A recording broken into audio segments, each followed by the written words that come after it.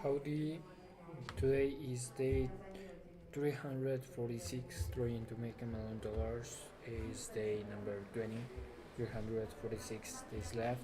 And for today I prepare another special video from Dan Martel, one of the biggest inspiration for me. So let me share screen with you guys, and I also will put the counter. Wait a minute. Perfect. Right now we are 100 subscribers. We need to keep going because if I want $1 million, I need to be the most viral person in the whole internet, bro. So for today, the title of this video is how Dan Martel and I used to use AI to get ahead of 99% of people. How Dan Martel and I use AI to get ahead of 99% of people, bro. So let's check this video, take some notes because it's a very long video, 30 minutes video. Not so long, but it's a 30 minutes video, so please guys take notes. Let's start. AI that most people are not doing. You can build 10 advertorials in a day now, and that volume will really negate the luck, and you'll start to hit with biggest YouTubers in the business space, explaining how you can make millions of dollars with AI. And that is a level of AI that most people are not doing. You can build 10 advertorials in a day now, and that volume will really negate the luck, and you'll start to hit a lot more winners. And that makes you different than every other software company. There's 3 skills to become a world-class director in the world of AI. The first one is it's an honor to be. It's pretty inspiring having two idols right in front of us. I've got a question for you, Dan.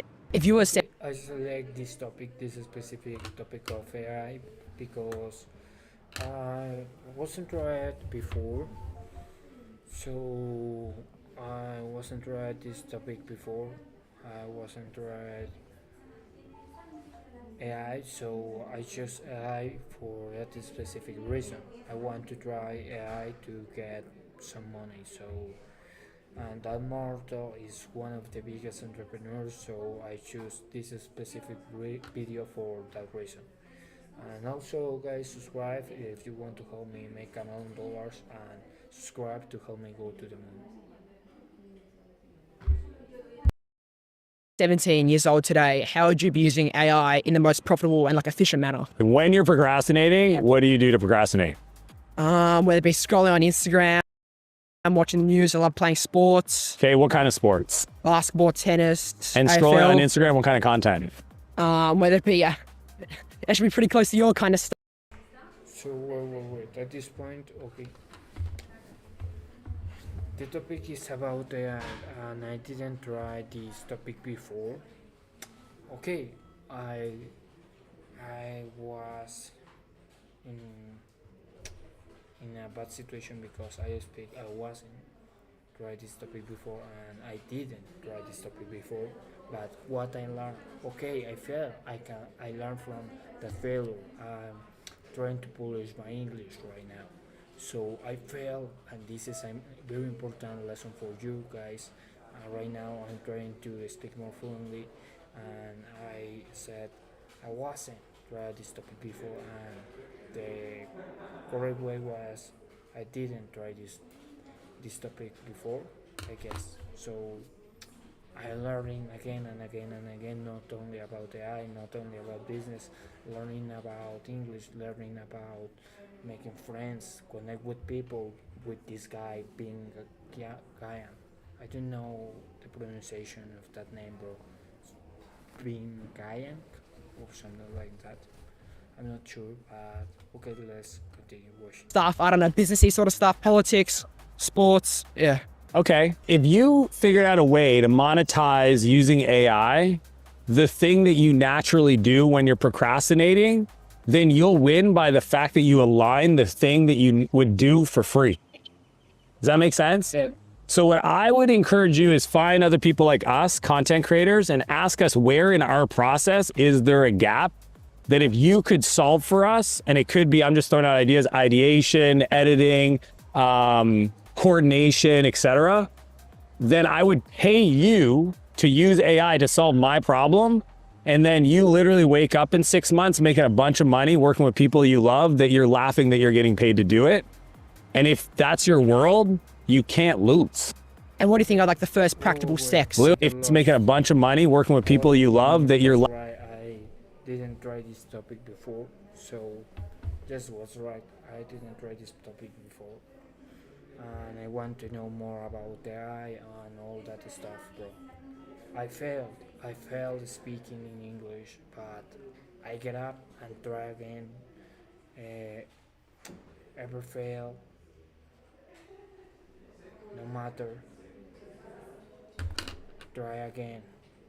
Ever fail? Ever try? No matter. Fail again. Try again. Failed better. laughing that you're getting paid to do it. And if that's your world, you can't lose. And what do you think are like the first practical steps? Literally just ask. So I'll give you a really quick story. I also need to mention one more thing is that I'm in the hospital right now, so probably if you hear a lot of noise, it's because of that, guys. So I'm so sorry for that, but right now I'm in a hospital. Sorry, so my son is 12. He actually, you'll love this. He goes, I want to learn how to do drop shipping. We're walking on the beach in Perth. I go, Noah, what is drop shipping? I don't know. He literally says, I don't know. I was like, how about you start by learning what it is? He pulls out ChatGPT and he tells me.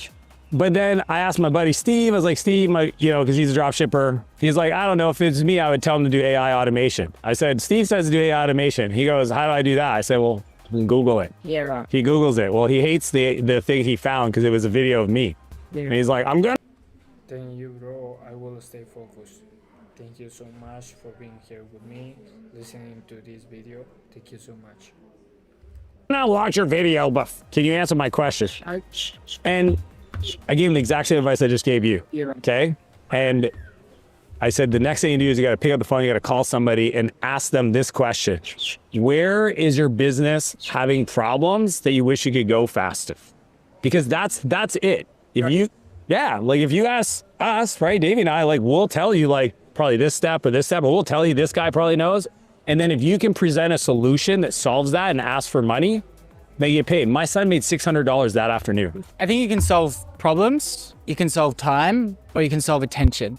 And everyone, if you're a creator, if you're an operator, if you're an analyst type archetype, you're going to be naturally inclined to solve one of those issues and naturally equipped. So for example, if you're solving attention, you're creating content, you're doing reels, social media posts. If you're solving problems, maybe you're trying to build something for someone like a front end of a website using Cursor or something like that. And then if you're trying to solve time for people, maybe that's where automation workflows come in and you can dive deep into that. And if you really want to simplify, I find that there's kind of two archetypes. There's the marketer and then there's the operator. And you're probably still just a little bit young to figure that out. This is kind of what Dan was saying. It's just try to figure out what you like doing and you'll kind of fit into one of those buckets eventually. Here's why UE feels like home from day one. UE isn't just about I'm so Yeah, sorry absolutely. I don't have YouTube Premium. I'm so sorry for that.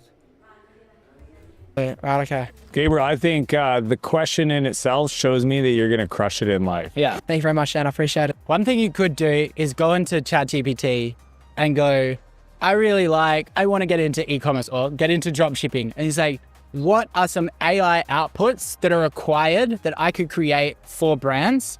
Then you just go ahead and just create them. It might be a product page, might be SEO blog post, might be Facebook. Okay, that's a very important lesson because I want to start a shoe brand.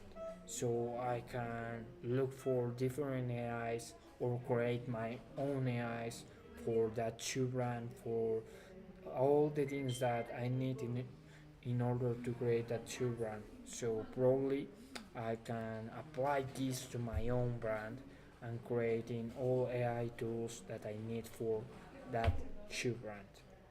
Facebook creatives, maybe organic creatives. There's just so many different things. And this is the key. Remember, not just learned apply what you learn. That's the most important thing. Apply what you learn.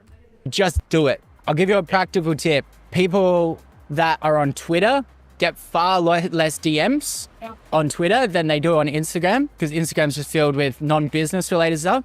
So get onto Twitter, and the second best thing is you just send a voice message, because you can't see the preview and just completely skip.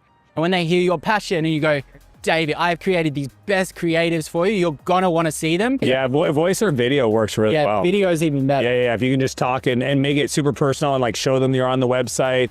I know you get a lot of these, but here's why I'm different. Yeah. And just ask, man. And I target it specifically to their business, so like whatever sort of field they're Businesses in. have money and they have problems, and they're willing to trade money to have problem solve. I think a lot of businesses these days that are using AI are building their features out to the current capability of AI. And so then suddenly, you know, when the next model drops, they're cooked. So what's your advice when building with AI to kind of future-proof yourself and make sure your business doesn't collapse overnight when the next thing comes out? Most businesses are Wow, that's a very interesting point, bro. Because one thing that I learned, I don't remember if it was from Simon Swift or from Alex Hormozzi, but in one of the previous videos that we watched was that we need to continue still improving, bro. We need to get new things, offer new things. You can make an upsell for your product with better tools, with more things, and this is also a way in which you can continue advancing and trying to don't get stuck. worried about being disrupted, but I use history as a great teacher. If you look at when the Gutenberg press came out, before them, there were scribes. So scribes were there to do what the press did. The scribes that used the press ended up becoming publishers. But the scribe that decided not to use the Gutenberg press never became a publisher. So even if you're a company that uses AI and then you get disrupted, at least you're a company that knows AI. Yeah. So I would say winning strategy regardless. Yeah. And then in regards to being an innovator, which is actually a thing that most CEOs don't realize they're responsible for, being 18 months into the future, not even for their own company, for their customers. Yeah. Your job as a business is when a customer buys from you, is they're delegating innovation and choices about the future to you as a business owner. And that's what they're hoping that you bring. Yeah. There's a site called Hugging Face, which is, for my nerdy AI friends, very familiar to them because it's like GitHub, if you even know what that is, for AI and language models and data sets and vector databases and all this fun stuff. I spent a lot of time there because like even yesterday, there was an open source China generative video model that came out that's better than Nana Banana. Yeah. And it's like pro, and you wouldn't even know that if you weren't paying attention there. Sure. Yeah. And that's how I keep 18 months into the future. Yeah. And most of the stuff that I'm building, but I build AI companies every month, Sure. is to be 18 months ahead of what's even possible. Yeah. Because that's my business. Yes. But most small businesses, that's not the business they're in. Yeah. No, absolutely. Thank you. So I think I want Dan to challenge me on this if he disagrees, because he has a lot more experience on the technical side. But I think the likelihood of us in 2 years being like, oh, we're on ChatGPT 10.0, this is amazing, is not, we're not going to be thinking about that, especially the consumer's not going to be thinking about that. I think that the models will start to converge. It'll be the data sets that are provided to the models and how they use that will be really interesting, because they are already converging. Like the difference between, sure, they're leapfrogging each other, but they're actually leapfrogging each other way less and less each time. So as long as you create malleability to pivot in the short term, but eventually it's not going to be a huge issue. But I totally agree. Yeah. Yeah. So it'll just converge over time, and then. So what you're saying is build a data company. No, it's make your business fungible. Like every business should be built in a modular way so that if the billing system you're using doesn't innovate, you're not stuck with that billing system. You need to continue innovating, and you need to be 18 months ahead, like that Martel said, bro. Very interesting point, and I can apply that to my own shoe brand that I want to start, and to my marketing brand that I already have. So that's just a good way to build the business is think about an API. Like what's my interface for these tools? Let me get you said JSON earlier, so I feel like I can talk about it. So like, let me get the format right so that I can plug in the latest and greatest, because that as a business is what I'm supposed to do. If it's called AI or a CRM or a ERP system, it is what it is. The main shift in AI that's about to come is we're using ChatGPT 10% of the day. Soon we'll be using ChatGPT 100% of the day. And that will probably be through some form of wearable and even just our home ecosystem. And I think when that happens, it's not really about what LLM is actually doing all the Probably another good strategy is to know very well your avatar, who you are selling to, bro. If you know exactly who you are selling to, probably you in the future will know, okay, this guy, one important thing that Alex Hormozi said was probably you are selling to someone like you, bro. So in the future, probably when the next tool comes out, what I will do or what I will buy, okay, and you can think about that and about your avatar, what your avatar will do. So in that way you can be 18 months ahead, bro. things behind the scenes. So I don't think you need to worry about that too much unless you're trying to take on the LLMs. Yes. Cool. Thank you. Nice to Nice to meet you. Good work. They're super cool. Nice to meet you. What's your name? Rami, Hey, Rami, what's up? yeah, I actually watched your anxiety video yesterday. I'm freaking out if I mess up. You Well, please except laugh it off. and everyone's here. help me. We'll Yeah. laugh it off. Trust me, I'm feeling Nice. anxious as well. Thank you. Cool. It's good. Yeah. This is how you learn. This is how you learn. So I'm building this SaaS called Infinia. So we help e-com brands actually recover abandoned carts using WhatsApp and AI. So we launched it in Brazil. I'm Brazilian. And we have paying users already in Brazil, and we're looking into, expanding worldwide. Yeah, I got a few questions for you first. Our biggest friction right now is onboarding. So we have a lot of people that sign up, but they don't actually complete the activation. So they don't really see the... They never get the value. Yeah. Exactly. So I can't really get them into like real users. What recommendations or what would you do if you were in my shoes, We're going to talk about physics. Welcome to our math journey. We're going to explore English language, world geography. What?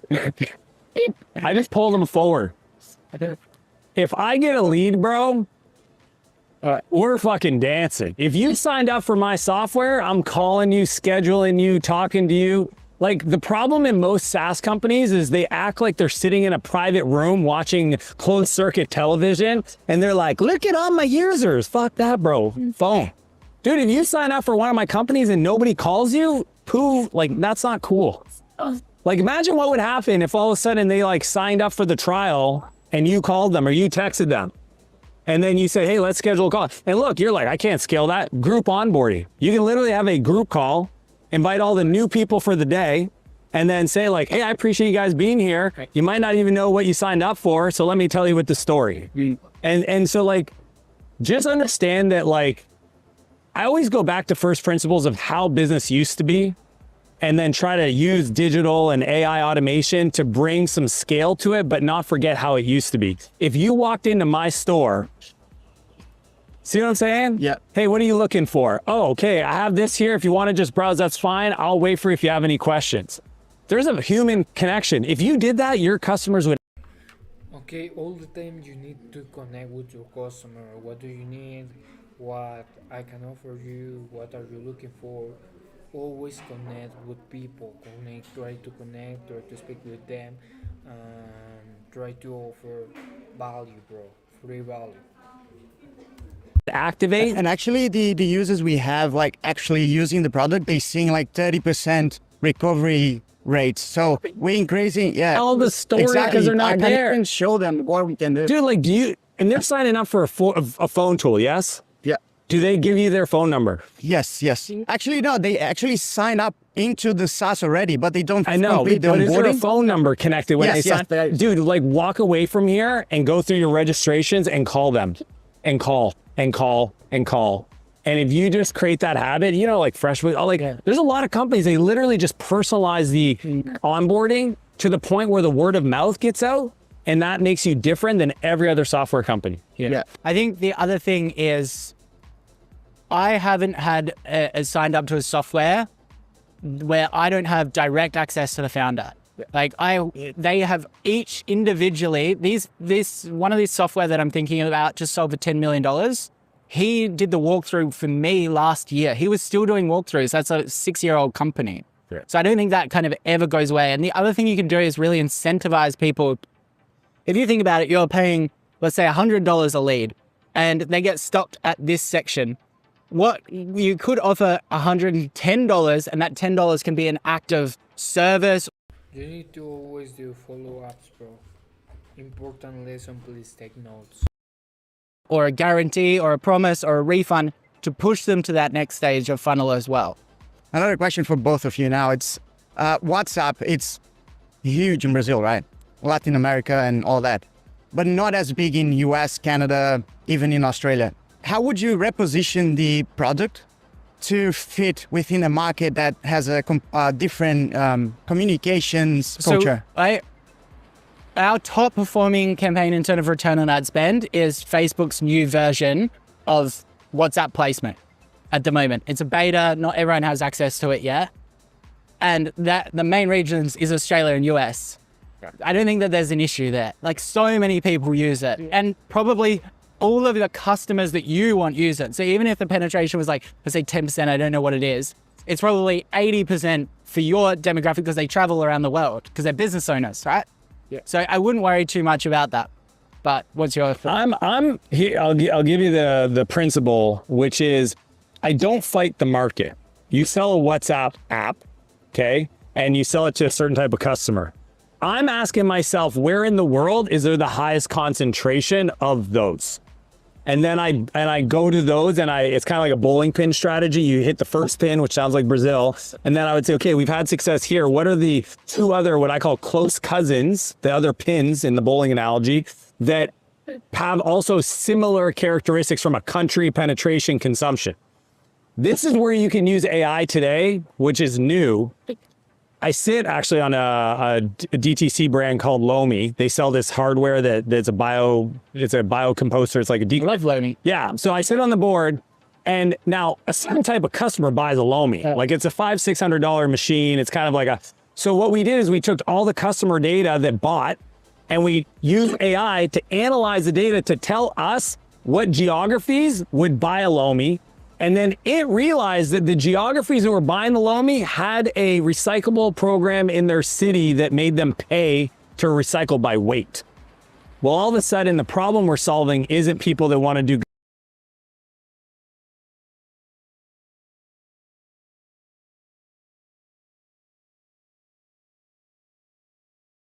Oh, bro, my microphone was turned off.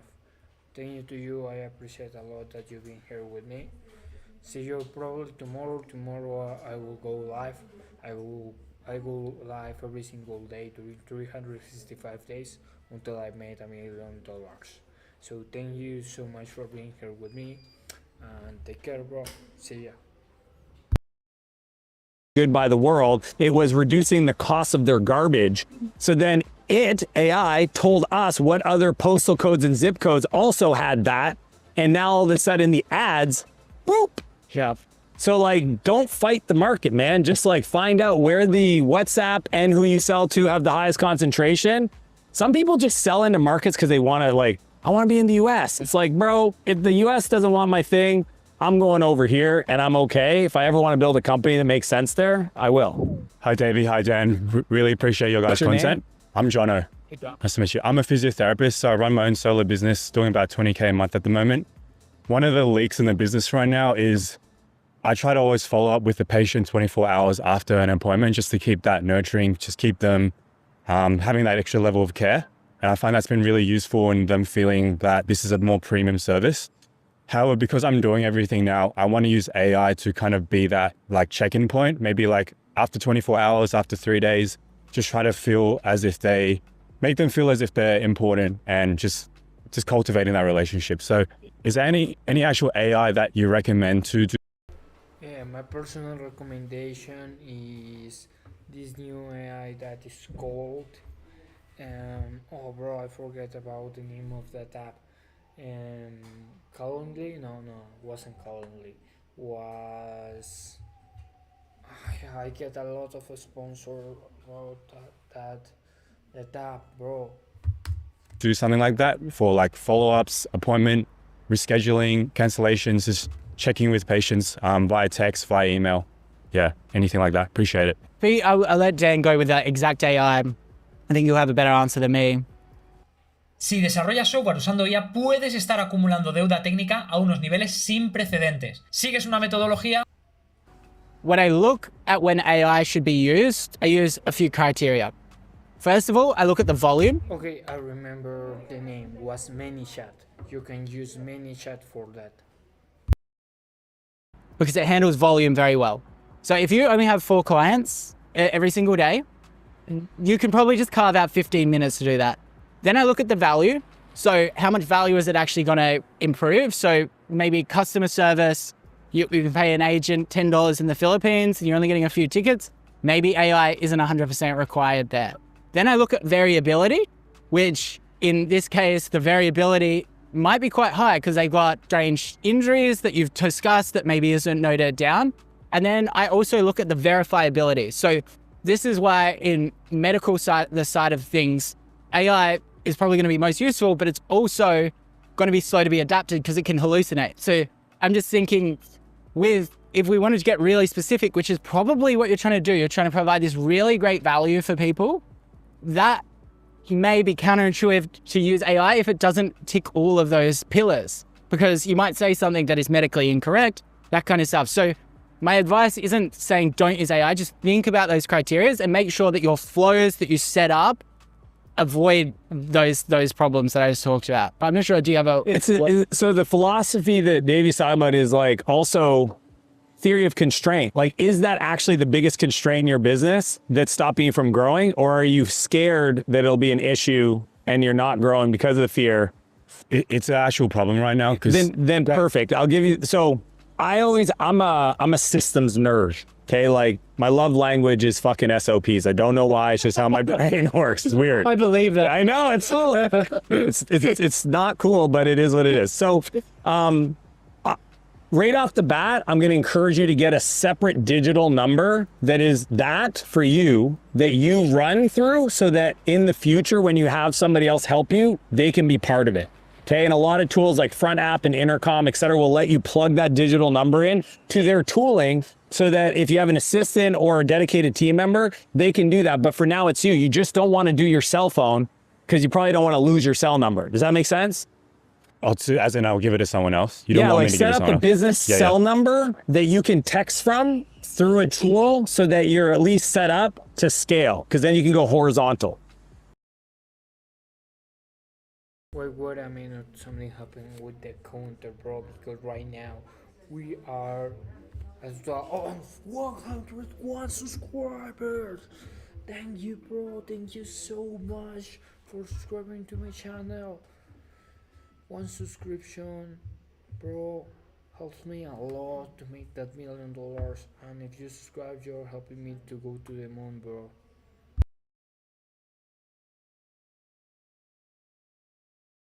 Then you can look at AI-powered tools to help with the certain parts that Davey mentioned are not dynamic, right? Where it could just be sending the initial prompt, and if they reply, you still get notified and you engage, because most people are not going to reply always. Then you want to look at AI to automate that if it truly is the bottleneck. And the cool part is you can create a prompt that you give it all your context of who you are and what you usually treat, and you can even plug in the patient information.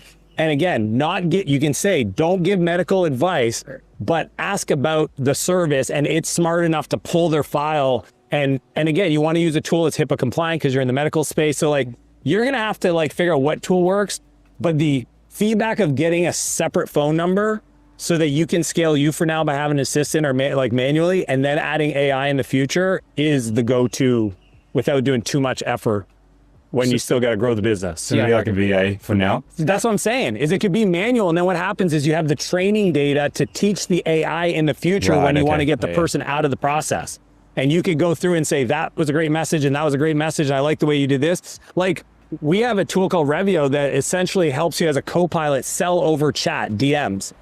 But it's based off of an SOP we created and all the previous chats of the winning sales chats of the best chats and not, so like it had all the data. So the AI tool could be like better than anybody because we had the data. That is the big idea right now in business, is making sure that you're collecting information in a way that you can train language models to be able to take over things that increase the experience for the customer, not degrade it.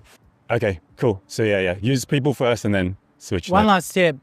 Find a physio or someone that is using a physio as a case study around how they've used AI, DM them and just be like, jump on a call, just have a discovery call with them. Maybe you use them, maybe you don't. Maybe they just give you the exact answer that you want. Okay, and then use that info to decide whether this is even worth it. Because they might go, Australian numbers, they aren't that set up with AI models at the moment. The medical profession doesn't allow this. And now they've just saved you a whole lot of pain. Right. So I always go, who's got the actual answer? Go find them first. Cool. All right. Thank you. Appreciate it, guys. My question today is more to do with direct marketing. Sorry. Ethan. So my question is more to do with direct marketing and AI. Recently, I met up with a person you reached out to, Miko, if you know him. And I also looked up Paul Nicholas as well. He worked for you as well. I studied from him. And basically with what my question is right now I've moved on to native ads like Miko. And what we do is we do copywriting where native ads take bland images and put them onto Facebook ads using the copy to sell through them using like gradualization, everything that Eugene Schwartz talks about. And my question is, how can I maximize AI using Claude, ChatGPT, Gemini for deep research to create the best copy possible in order to sell directly to the consumer, if that makes sense? So the first step is you download all your customer reviews, your website, literally everything, your competitors' reviews, as much information as you can, your top advertorials, everything goes into ChatGPT, deep research, create me everything that I need to know about the customer to do future marketing, make a decent sized prompt there. Then you have a customer doc. And then all you need to do is go into Claude because it's much better at copywriting and you can use that. And then you can make sure with your prompt, always remember your prompts probably need to be double as long as you think that they need to be in this day and age. They'll get better. And then give it the structure of the advertorial that you want to write. So a problem mechanism, solution mechanism, everything like that.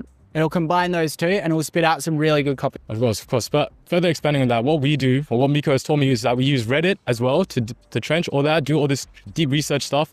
And we also use a bunch of like UMP, UMS, all of that, making sure that's going through. And the main thing, I guess, with direct marketing is that how can I maximize the usage of that? Because I already know how to do everything. I just want to maximize it. The reason why AI is so good is the volume that it can create. So that volume, the testing lifespan of these angles, like at the moment, you can use AI listicle builders on Replo. Main thing, I guess, with direct marketing is that how can I maximize the usage of that? Because I already know how to do everything. I just want to maximize it. The reason why AI is so good is the volume that it can create. So the reason why AI is so good is because of the volume that can create.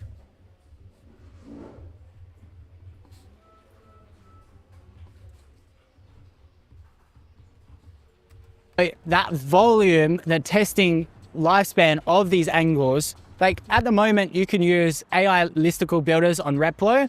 You give it the exact format, you literally paste what you want in there and it will build the listicle. You can build 10 listicles in a day now. Yeah. You can build 10 advertorials in a day now. And that volume will really negate the luck and you'll start to hit a lot more winners. I'm gonna double click on that to go technically a level low. Obtener una cotización de embarque se ha vuelto mucho más fácil. Su tarifa de embarque competitiva, súper rápida. The reason why they call them AIs and agents is because they're specialized to a specific outcome. If you think about AI, it's literally nothing more than a fancy autocomplete. So when you write a prompt and you start it by saying, act as a world-class marketer, what you're doing is saying, in all content that's ever been communicated through human existence, focus on this, okay? So what you want to do is take what you're doing and break it down into separate roles. So like, for example, I built an AI, I gotta show it to you at lunch. I've got an AI, okay, that took everything I've ever said, and it literally, you can talk to it like Dan, and I know that there's examples of this, and like ChatGPT is an example. Trust me, it gives better answers. Like right now, I would challenge it, your question, my answer, it'll give you a better answer. Why? Because it takes the output structure of a good answer, which we know as content creators, and there's an agent that all it does is point. All it does is story. All it does is metaphor, from everything I've ever said. So there's an agent that goes, what are all the stories Dan's ever said about this scenario? And then it takes the question, decouples it, has the agentic AIs go do that against what you just said, all that data, and then comes back and then essentially creates the variations on the structure that you just said that you guys used. And that is a level of AI that most people are not doing, that'll get you an advantage so you can separate yourself from everybody else doing what you're doing. I'll give you one other thing. So I don't use this all the time because I like to write my own YouTube scripts, but my YouTube script prompting cycle is 14 prompts long. So it's an N8N float. You're doing exactly that. You're breaking it up. Because it doesn't deal very well with these huge blobs of data off it. Generic. It's good when the data is inserted that way sometimes, but you want to kind of baby it. So what could it be? It could be, all right, give me 12 listicle or advertorial angles to who I'm advertising to. Select that, then it goes to the next one. It's like, prompt me questions for what I already know about my customer, then you give it that. And then it's just like, you kind of build on there. And the last thing is, you're getting results, right? I know Miko's getting results. So it's up to getting results, yeah. Exactly. So most digital marketing is a bit of a power law. So when you go into an ad account, the top creative is probably getting 90% of the spend. So let's say we're selling wearable blankets. If I just considered Facebook as every single wearable blanket ad and competitor is in the one ad account, the top ad is still going to get 90% of the spend. And this is why we're currently at with AI. Chances are it's not going to beat the human input. Not yet. But this is where that volume comes in. If I can have 5 or 6 angles underneath doing 2%, that's ideal. And then the final point there is this is why when I produce that kind of stuff, I do get a human touch. Either me, and if you want to start scaling and get these top winners, you might just want someone to come in and do it. You know, when we look at like Bill Gates, how he grew, he was one of the first people to have access to computers. Like he was one of the first person, he designed this program to help class scheduling. Whenever there's a new technological shift, that is your opportunity because the playing field gets normalized. There is nobody, like you are as good as someone that's been in business for 20 years at AI. You're not as good as me at Facebook ads because you don't have 10 years experience in it. But you probably could be as good as me in AI in 6 months because that new shift creates that opportunity. And the truth is there's so much friction in it. It's confusing. Things are going to break. That friction is your opportunity to grow. That friction is your opportunity to create value that is not being created in this world and make a lot of money from it. To echo on what David just said, the future is going to belong to the person that becomes a director, not a doer. 90%. Okay, important thing in this part. Take notes about that, guys.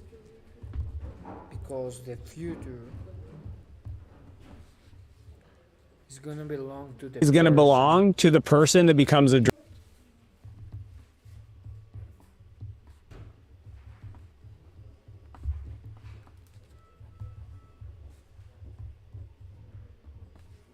director, not a doer. Becomes a director, not a doer.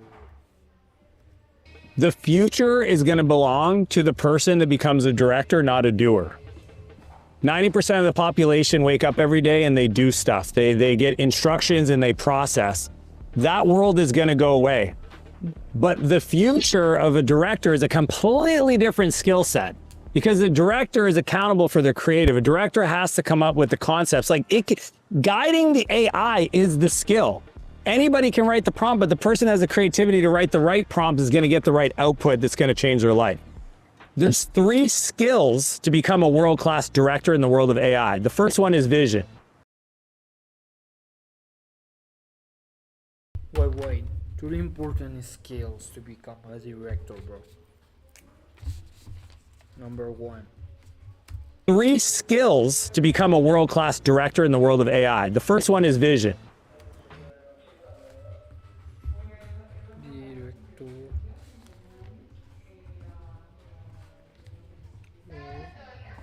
of AI. Perfect.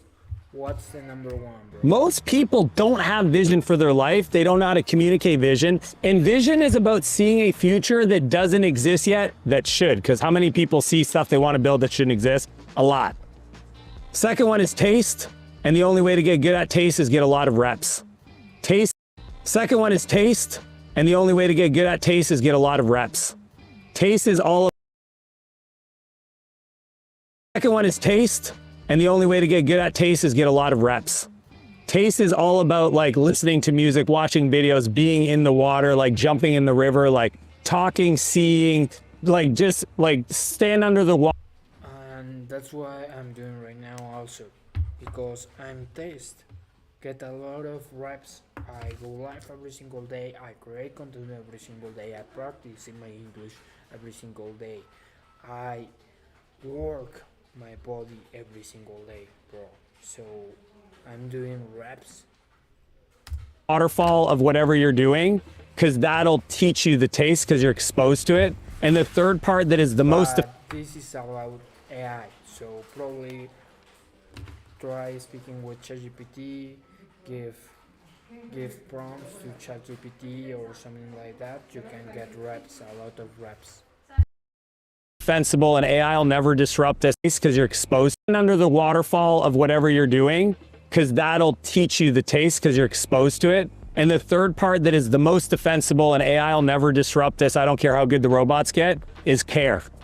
When I look in your eyes, do I feel that you care? And people will go to war, and they have, for somebody that cares about them, that cares about the vision, that has the discernment for understanding when they should do something, when they shouldn't. And that to me is gonna make everybody that adopts that principle like competitive today, in 6 months, in 6 years. So yeah, AI is a tool, just like nuclear energy. It can light a city and it can level a city. It's whether you decide to be a director to use it for good. Love it. Bye, bro.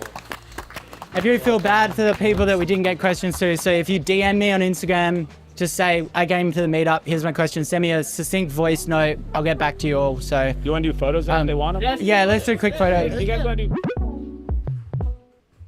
And I also want to see this video.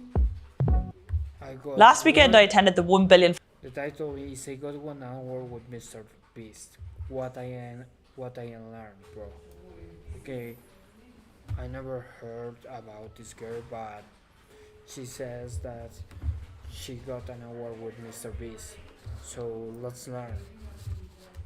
Follower summit, and I got a 1 hour personal branding lesson from Mr. Beast. It genuinely blew my mind and it changed the way I'm going to create content forever. Mr. Beast is one of the biggest content creators there is out there, and he's grown his personal brand to hundreds of millions of followers. And I'm going to break down the core principles that he taught us that got him there. But first of all, I just want to dive into the summit in general, one of the biggest things I learned. So the first thing that Mr. Beast taught me was the impact first content filter. Stop creating content just to get views and grow your following, and start creating content to actually make an impact and make a change. For every single piece of content you create, ask yourself, if someone watches this piece of content, what will they do differently after? Example. Ask yourself, if someone watches this piece of content, what will they do differently after? Example. Ask yourself, if someone watches this piece of content, what will they do differently after? Okay. That's helped me a lot with my content, bro. If someone watches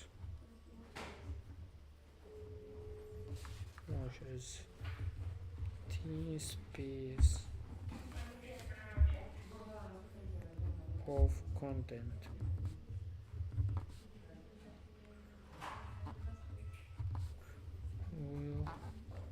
they do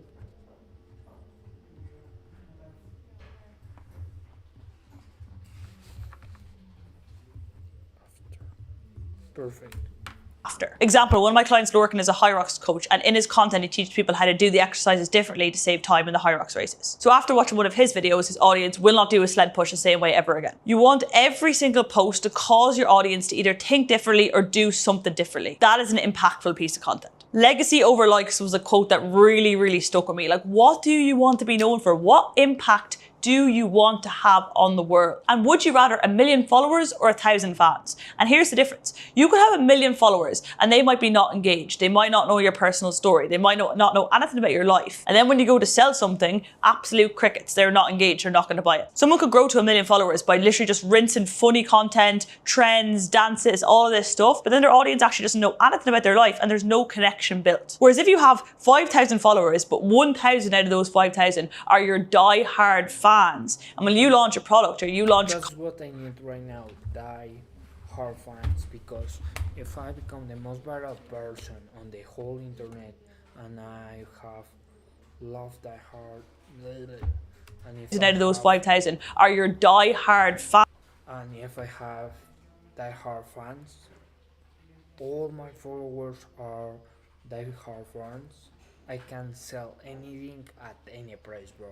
That's the truth. And when you launch a product or you launch coaching or you launch something, they're ready to buy from you. That is far better. If you launch a product and 1,000 people buy it for €100, that's 100 grand straight away. Whereas there is people with millions of followers out there who launch a product and there's actual crickets, like nobody buys because their following is not engaged. So by creating content through the lens of what will this video make someone do differently or how will it make someone think differently, you're actually really going to be making an impact on your audience and cause them to become fans as opposed to just followers. The next thing is called the 90-day narrative arc. So I want you to write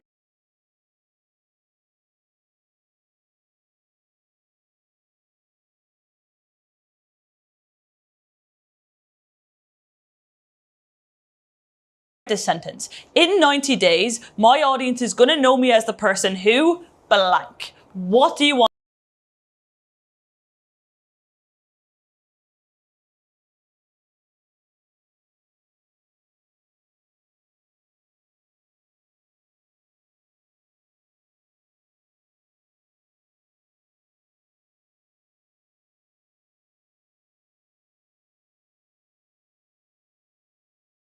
To be known for? Probably in my case that I want to do is to be someone impossible to ignore. So in 90 days my audience gonna know me like the most ambitious man in the world or the most viral person in the world. That's what I'm trying to create right now. What do you want to be the go-to person to help solve X problem? My own personal examples is I want to be known as the business coach who helps coaches scale to 10K months plus. I want to be known as the person who tells the... Okay, I want to be known as the person with big dreams that apply those dreams as a daydreamer, bro. Someone that not only dream but work over those dreams, bro. A daydreamer, first, second, the most ambitious man in the world, and third one, the most viral person in the whole internet, bro.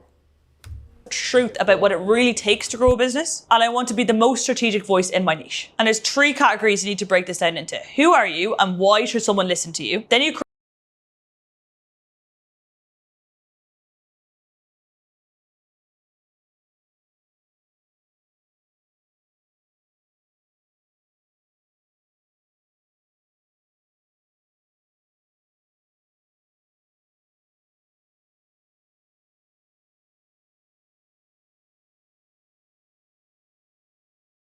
create trust content, showing proof, showing testimonials, showing your journey, showing your credibility, and then authority content where you're showing your results and you're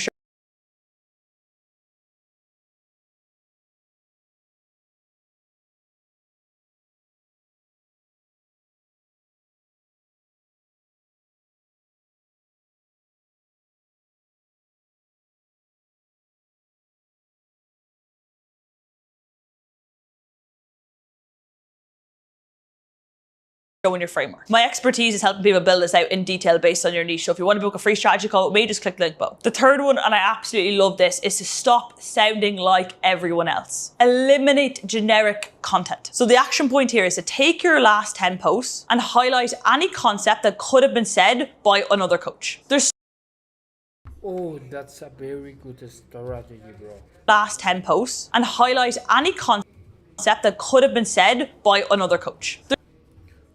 Oh, bro, wait, I need to refresh that part. Could have been said by another coach. Okay, I will take notes about that. Be like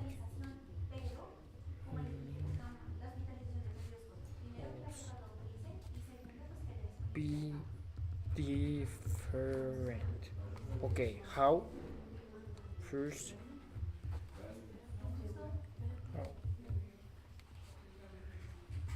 take your last 10 posts and highlight any concept that could have been said by another coach.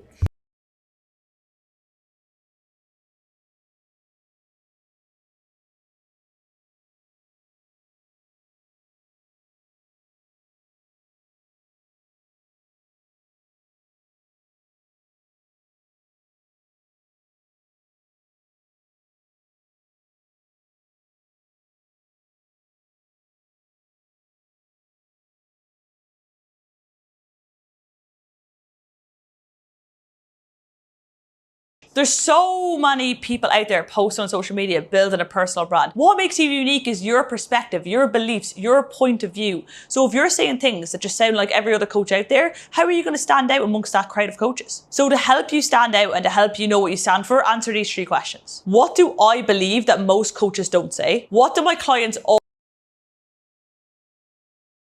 always thank me for that's not that common? And what am I willing to say that feels risky but is the truth? That's not that common. And what am I willing to say that feels risky but is the truth? That's not that common. And what am I willing to say that feels risky but is the truth? Oh, bro. Feels risky but is the truth.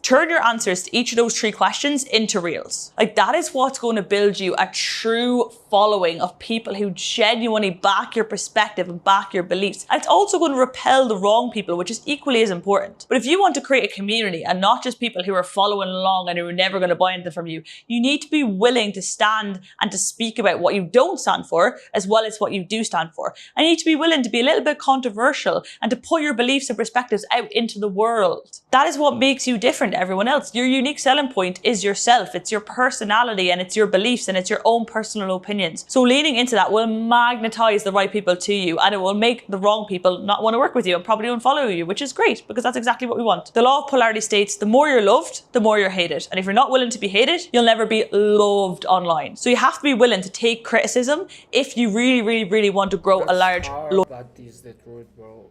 It's very hard. Will follow it. Every single time I am not getting hate comments, it just means my account has stagnated. It stopped growing, and I hate that. I don't want it to stop growing. So I actually love getting hate comments. Give me hate, because it means my account's growing. So stop looking at hate. Hey guys, you heard that. So give me hate right now. Drop hate in the comments or a word like that. Drop hate in the comments. I hate you, or something like that. Give me hate, bro. That makes me stronger. Is a bad thing. Everyone's going to have their opinions no matter what you do. You cannot please everyone, so stop trying to. You're just going to blend in with every single other person out there unless you're willing to stand on your own 2 feet and speak up for what you believe in. And the fourth principle is called the give to grow flywheel. Turn generosity into audience growth. Once per week, do one of these things. Either give out a free resource, give out a free clarity call, give out a free audit on something for one of your clients, or give just something for free to your audience. The more you give out for free, the more that's going to come back to you. I promise you, it will always come back. And people can see you're good at what you do. They can get a taste for what you do as well. And you're just giving back to people who maybe can't afford to invest high ticket just yet. So once a week, make it your absolute mission to give back to your audience in some way, shape or form. Could be a live video, could be a masterclass, could be a free resource, it could be a free lesson, could be a free call with somebody, it could be a free session with somebody, whatever it may be, give one thing back to your audience every single week. And the last thing I want to leave you with is purpose beats burnout. Burnout isn't caused by working too hard. It's caused by working too hard and too long without clarity on what your why is. You can survive long hours and hard work, but you cannot survive feeling trapped or disconnected or meaningless in it. The real root of burnout stems from what I am currently doing no longer feels worth the cost I am paying. And when people lose sight of what they are building, and one of the best ways to find your purpose is with this book. I already know my purpose, but this book helps me to give it a structure because I have a lack of a structure in my purpose. But I will recommend you 2 books.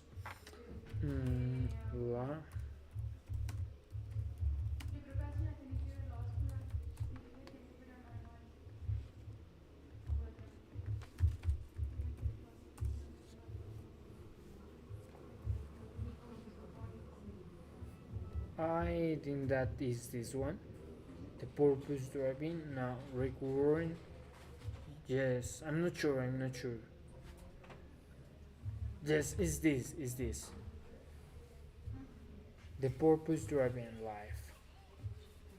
I'm not sure. I guess it's this one. And the other book, the other recommendation is this one.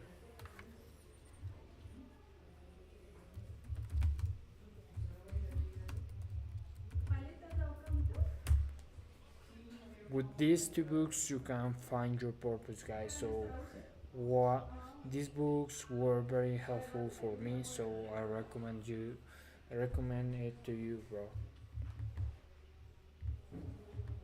Building, who they are serving and why it matters, even the smallest of tasks can feel so draining. And every single 7 to 8 figure entrepreneur at that event had this in common. They got to where they were because they are so clear on who they serve, why it matters to them, and what legacy they are building. So I want you to ask yourself right now, no matter what you're doing, why are you actually doing it? I want you to get so clear on why are you actually doing the thing you're doing. I want you to ask yourself, who is it I'm serving and who is it I'm making an impact on? And lastly, what are you building that is more meaningful than today's discomfort? And when you're clear on all those things, work becomes so light and so easy and so fun. And that is the state I'm in right now. I love my job. I work long hours and it doesn't feel like hard work whatsoever because I'm so clear on all 3 of those pillars I just gave you. I really hope you enjoyed this short video breaking down every single thing I learned from my 1 hour at Mr. Beast last weekend. If you did, please like, subscribe, and I'll be back next week with another one. You always wondered why that app didn't exist. Now you... Last weekend I attended the 1 Billion Follower Summit and I got a 1 hour personal branding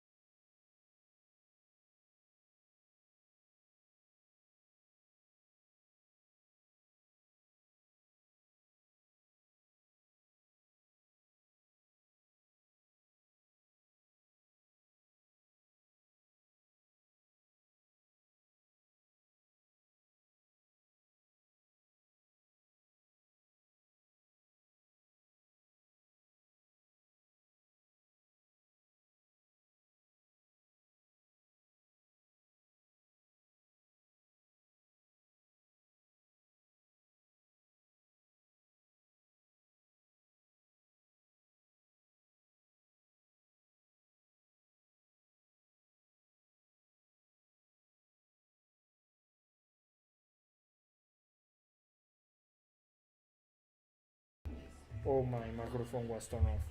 I was saying that I want to give all the free knowledge I getting from all those videos, not only for videos but also from books and courses that I bought for free. I want to give all that knowledge for free, the most valuable content that I learned.